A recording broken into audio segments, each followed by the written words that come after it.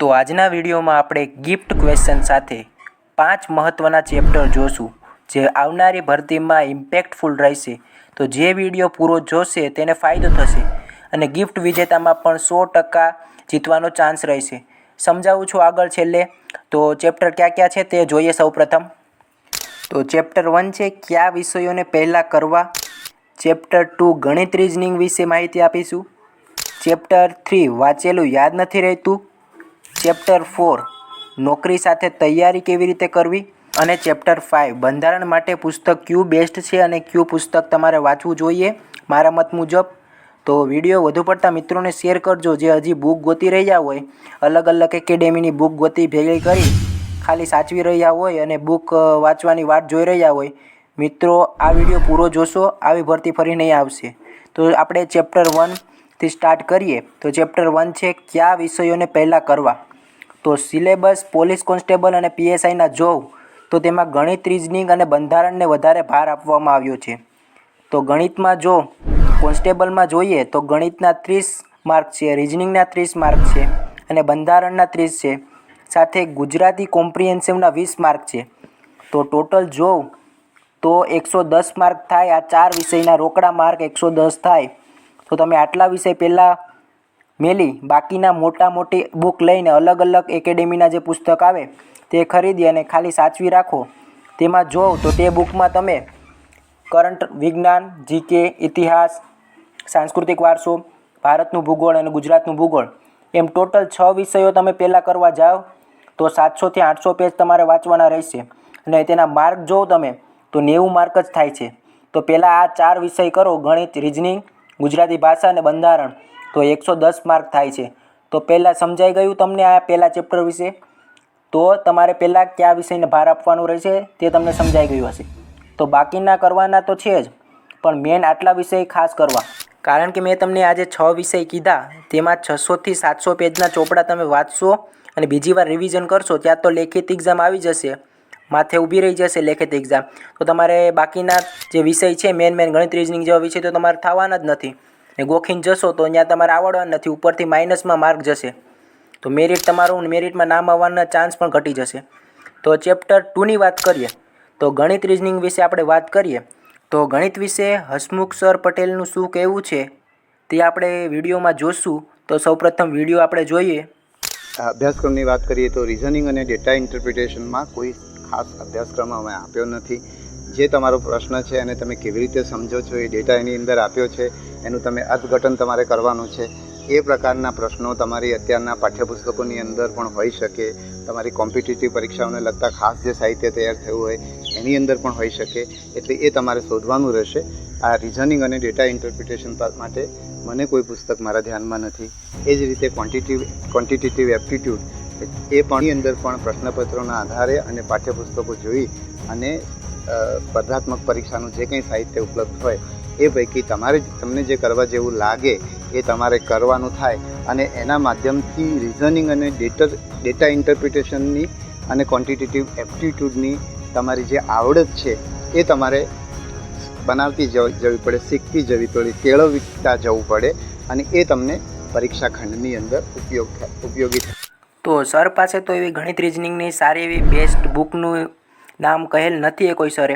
તો મારા મત મુજબ ગણિત રીઝનિંગની બુક લિસ્ટ છે તો ગણિત માટે નીરજ ભરવાડ અને યુવાની બુક સાથે રીઝનિંગમાં પણ સેમ યુવાની બુક બેસ્ટ રહેશે અને નીરજ ભરવાડ સરના વિડીયો તમે લેક્ચર જોશો તો એ તમને ગણિત સમજાઈ જશે અને આપણે આ ફોટો મૂકીએ તે ગણિતમાં જેટલા મુદ્દા છે એટલા તમારે કરી લેવાના રહેશે।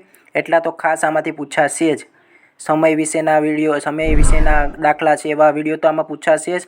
તો એ વિડીયો તમારે યુટ્યુબમાં જઈને જોઈ લેવાના, કોર્સ લેવા હોય તો કોર્સ ખરીદી લેવાના સસ્તા જે મળતા હોય તે। તો એ પ્રકારે તમારે ગણિત અને રીઝનિંગમાં તૈયારી કરવાની રહેશે, કારણ કે ગણિત રીઝનિંગના 30-60 માર્ક થાય છે ટોટલ। તો નેક્સ્ટ ચેપ્ટરની આપણે વાત કરીએ, ચેપ્ટર નંબર 3 તો વાંચેલું યાદ નથી રહેતું। તો ફરી આપણા સરનો વિડીયો જુઓ, ત્યારબાદ આપણે તારણ આપીએ। વાંચેલું યાદ રહેતું નથી તો શું કરવું? તો એક તો પુનરાવર્તન કરવું, યાદ રાખવાની ટેકનિકનો ઉપયોગ કરવો। હવે યાદ રાખવાની ટેકનિક એટલે ખાસ કરીને કશાકની સાથે તમે જોડી દેશો ને, તમે જે કંઈ વાંચ્યું છે અને કશાકની સાથે યાદ કરવા માટે તમે જોડી દેશો તો એ તમને સહેલાઈથી યાદ રહેશે. આવી ટેકનિકો વિદ્યાર્થીઓ અપનાવતા જ હોય છે. એમાં તમારી પોતાની ટેકનિક તમે ડેવલપ કરી શકો. તો સર કોઈ વાંચવા માટેની ટેકનિક આપી રહ્યા છે કે ટ્રીક તમારી પોતાની હોય તે યાદ હોય તમારે તો તમને વધારે પડતું રિવિઝન માટે અને જે વાંચેલું હોય તે યાદ આવે? તો મારા માટેની બેસ્ટ મેં તમને કીધેલું હતું કે આપણે એક MCQ GCRT MCQ એપ છે શાળા મિત્ર. તો આપણે આગળ જ એક વિડીયો બનાવેલ શાળા મિત્ર એપ વિશે. ચેપ્ટર GCRTના વાંચી લો. 100 માર્કની MCQ ટેસ્ટ આપો, તમને કેટલું યાદ છે ખબર પડી જશે અને આત્મવિશ્વાસ પણ વધશે તમારો. સાથે વાંચવાની સાથે તમે હાઇલાઇટર મારતા જશો મેન ટોપિક ઉપર તો પણ વાંચવાની તમારી ટેકનિક યાદ રહેશે તમને.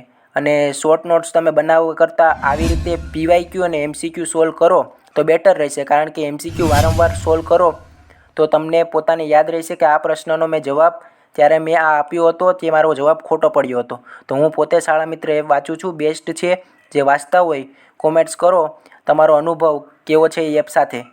તો ચેપ્ટર નંબર 4ની વાત કરીએ તો જોઈએ નોકરી સાથે તૈયારી કેવી રીતે કરવી.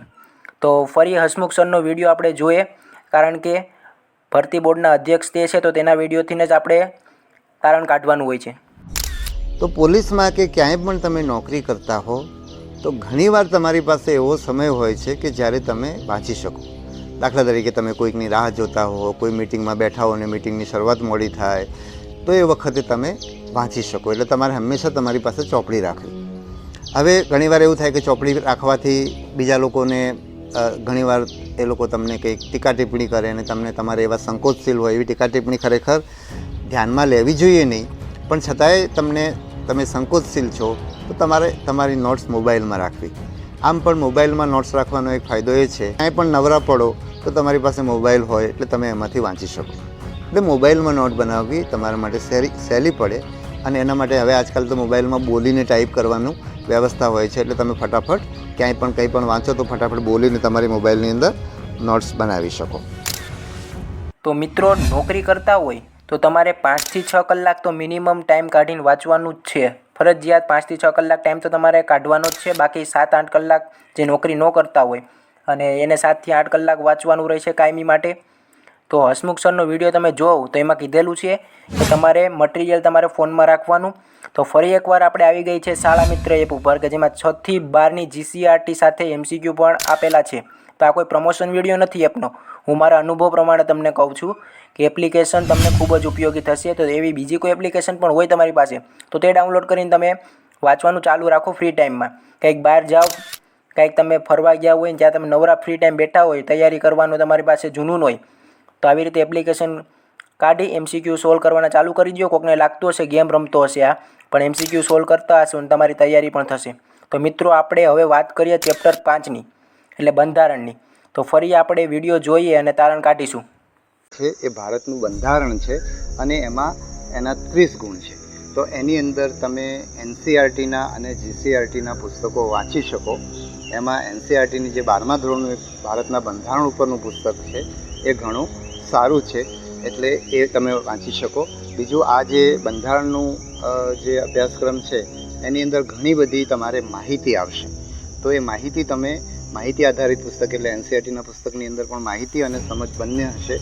એ સિવાય તમારું રેડીમેડ મટીરિયલ પણ જો તમને માર્કેટમાં મળતું હોય, પછી જે લોકો UPSC અને GPSCની તૈયારી કરી છે લક્ષ્મીકાંતનું પુસ્તક વાંચે છે તો એ પ્રકારનું પુસ્તક કે જેની અંદર બંધારણની ઘણી બધી જોગવાઈઓ વિશેની વિગતો આપેલી હોય એ તમે વાંચો અને સાથે NCERTના પુસ્તકો વાંચો તો તમારી સમજ ડેવલપ થાય. તો આ ભારતના બંધારણની વાત થઈ ગઈ. હસમુખ પટેલ સર તો UPSC અને GPSCની લક્ષ્મીકાંત જે ઇંગ્લિશમાં આવે તે કરવાનું કહે છે. તો તે ખરેખર લક્ષ્મીકાંત વાંચવી જોઈએ જે ઇંગ્લિશમાં આવેલી છે. તો ઈ બુક તો તમે વાંચશો તો તમારી ભરતી પૂરી થઈ જશે, તમને બુક પણ નહીં સમજાશે કારણ કે ઇંગ્લિશમાં છે ને આપણે ગુજરાતી મીડિયમવાળા બધા રહ્યા. તો મારા મત મુજબ બંધારણ માટે શહેજાદ કાજી સરની બેસ્ટ બુક અને યુવાની પણ બેસ્ટ બુક આવશે બંધારણ માટેની. તો મેં ગણિત રિઝનિંગ માટેની બુક કહેલ તમને અને શહેજાદ કાજી સરની બુક કહેલ યુવાની. રેડી? તો તમારી પાસે કઈ બુક છે તે વાંચવાની તે કોમેન્ટ બોક્સમાં જરૂર જણાવો. હું આશા રાખું છું કે આજના 5 ચેપ્ટર તમને મહત્ત્વપૂર્ણ ભૂમિકા ભજવશે તમારી આ ભરતીમાં. તો આવી મોટી ભરતી ફરી પાછી આવશે નહીં. તો ચેપ્ટર મેં જે 5 કીધા તે પ્રમાણે તમે તૈયારી ચાલુ કરી દો. મોટા મોટા પુસ્તકો ખરીદી અને વાંચવાનો તમે પાસે સમય ન હોય તો કંઈક ધંધો ગોતીને કામે ચડી જાઓ, કારણ કે આવી ભરતી પાછી નહીં આવશે અને ખોટો તમારો ટાઈમ બગાડોમાં. મોટા મોટા અલગ અલગ એકેડેમીવાળા અત્યારે ડિસ્કાઉન્ટ ઉપર પુસ્તક આપી જ રહ્યા છે ને તમે કેટલાક પુસ્તક બાય કરશો. અત્યારે 7-8 પુસ્તક તમે ખરીદી લો અને પછી 1-2 વર્ષ પછી ફરી પાછી ભરતી આવવાની હોય તો તે પરીક્ષામાં તમે ફોર્મ ભરીને ફરી પેપર આપજો. જો આવો તમારો વિચાર હોય બધા પુસ્તકો ખરીદી જ લેવા અને વાંચવાનું આપણે વાંચવું નથી તો એમ નહીં ચાલશે. એક પુસ્તક ઉપર ધ્યાન દો, તેનું રિવિઝન કરો તો યાદ ઘણું બધું રહેશે. ઓકે, તો જેમણે વિડીયો અહીંયા સુધી જોયો છે તે કોમેન્ટ બોક્સમાં અંતિમ યુદ્ધ ખાખી જરૂર લખે. અને હવે આપણે ક્વિઝ તરફ આગળ વધશું. મિત્રોને શેર કરવાનું નહીં ભૂલતા વિડીયો. તો આપણા કહેવા મુજબ આપણે આવી ગયા છીએ ક્વિઝ સાથે. તો આગળ એક પ્રશ્ન આવશે, તેનો જવાબ તમારે કોમેન્ટ બોક્સમાં આપવાનો છે સાચો. તો પ્રશ્ન છે મિત્રો, બક્સરના યુદ્ધ બાબતે નીચે આપેલ વિધાન ચકાસો. આ યુદ્ધ મિર્જાફર અને અંગ્રેજો વચ્ચે થયું હતું. આ યુદ્ધ થયા પાછળ પન્ના હત્યાકાંડ એ મહત્વની ભૂમિકા ભજવી હતી. આ યુદ્ધના અંતે અલ્હાબાદ સંધિ થઈ હતી. અને છેલ્લે બંગાળ, બિહાર અને ઓરિસ્સાની દીવાની સત્તા અંગ્રેજો હસ્તે થઈ હતી. તો સાચો જવાબ તમારે આપવાનો છે કોમેન્ટ બોક્સમાં. સાચો જવાબ જે આવશે તેને આપણે લકી ડ્રોમાં નામ નાખીશું. લકી ડ્રોમાં વિજેતા ત્યારે જાહેર થશે જ્યારે એઆઈ વેબસાઇટ થ્રુ આપણે નાખીશું. તો એઆઈનું આલ્ગોરિથમ એવી રીતે કામ કરે કે તમે વગર કોઈ કોમેન્ટ એક્સ્ટ્રા સ્પામ કર્યા વગર તમે વિડીયોને લાઇક કરી હશે અને વિડીયો અત્યાર સુધી અહીંયા 12 મિનિટનો વિડીયો છે તો અત્યાર સુધી તમે વિડીયો પૂરો જોયો હશે તો તમારું 100% ચાન્સ છે જીતવાનો. તો વિડીયો તમારે સંપૂર્ણ જોવો પડશે તો જ તમારું એઆઈ વેબસાઇટ થ્રુ સિલેક્ટ થશે. અને ખોટા સ્પામ કોમેન્ટ નથી કરવાના કોમેન્ટ બોક્સમાં. 1થી વધારે કોમેન્ટ નથી કરવાના. સાચો કોમેન્ટ જણાવો. ઓકે, અને આ પ્રશ્ન આ પ્રકારના જ ભરતી બોર્ડમાં પ્રશ્ન પૂછાશે એટલે તૈયારી કરવા લાગી જશો. મળીએ નવા વિડીયોમાં. ત્યાં સુધી જય હિન્દ, જય ભારત.